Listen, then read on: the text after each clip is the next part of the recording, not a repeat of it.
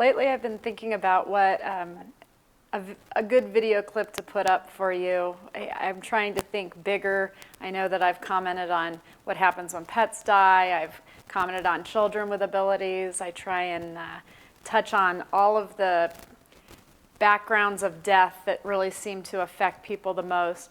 And I started thinking, I've done a lot of readings, well over 10,000. And you never really know what's going to come through in a reading. I mean, I've gotten middle names and said this is their middle name. I've gotten last names, all of the things that make skeptical people not so skeptical anymore. But the things that I find interesting are the little nuances of the person. I actually had a reading this week that I thought was just really profound. The girl that I was reading, her father had died.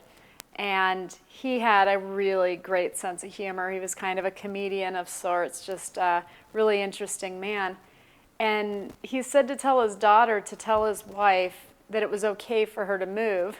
And he says now he's built to travel.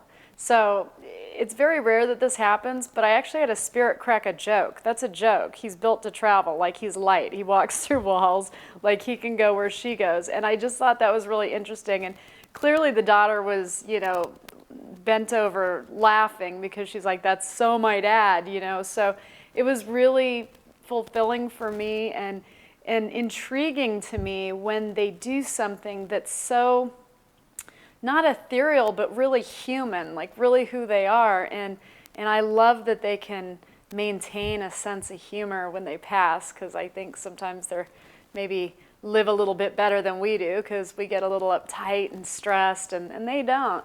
So that was really cool. And then I did a reading in the same week, and it really struck me. People think that you can only die in a few different ways, like a heart attack or cancer. We hear that a lot. But I've actually done readings where people have died in ways that would either drop your jaw or you would just be like, no way. So I thought I should share a couple so that you can understand how we can't prevent our passing. We can not go in the ocean. For sure, you're not going to be eaten by a shark. It's a preventable death. But I've done readings where the deaths were so remarkable that it really just leaves you wondering, and almost knowing that it was that person's time because it was so random. The reading that I did this week, a man had a bouncy castle in their yard. And they had a fundraiser that they had going on. And it also happened to be his daughter's birthday. And a storm came in and blew the bouncy castle. And people ran. And he ran in the wrong direction. And it actually hit him. And it killed him. And he had just bought his daughter a car. He hadn't gotten a chance to teach her how to drive. I'm sure that's going to affect her whole life now. It happened to have been on her birthday as well. And it just seems so random, like a blow-up children's bouncy castle. Who would think that that would be their demise? And it was interesting, though, because in the beginning of the reading, I said to the sitter, the person that I was reading, I said, these are his words. He's saying, he said, that's a hell of a way to die, wasn't it? It was a hell of a way to die. And I didn't know how he died at the time, but at the end, when everything came out, it was like, yeah, that's a hell of a way to die. Like, that's unforgettable. He wasn't really happy with how he died, and I don't blame him. And then it was a pretty long time ago. I think it must have been like 10 years ago. But I did a reading for a woman, and I brought through another woman who had passed. And the woman was riding her horse, and she was stung by bees. And so she took out her cell phone to call her neighbor, because they lived on ranches, with horses.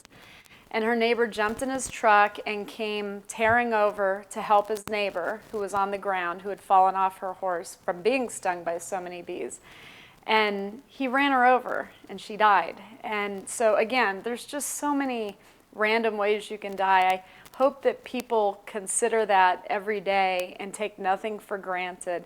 Every day is a beautiful one, even when it feels difficult, even when we feel life isn't where we should be in it or what it should be for us, and we're feeling kind of blue or, just melancholy.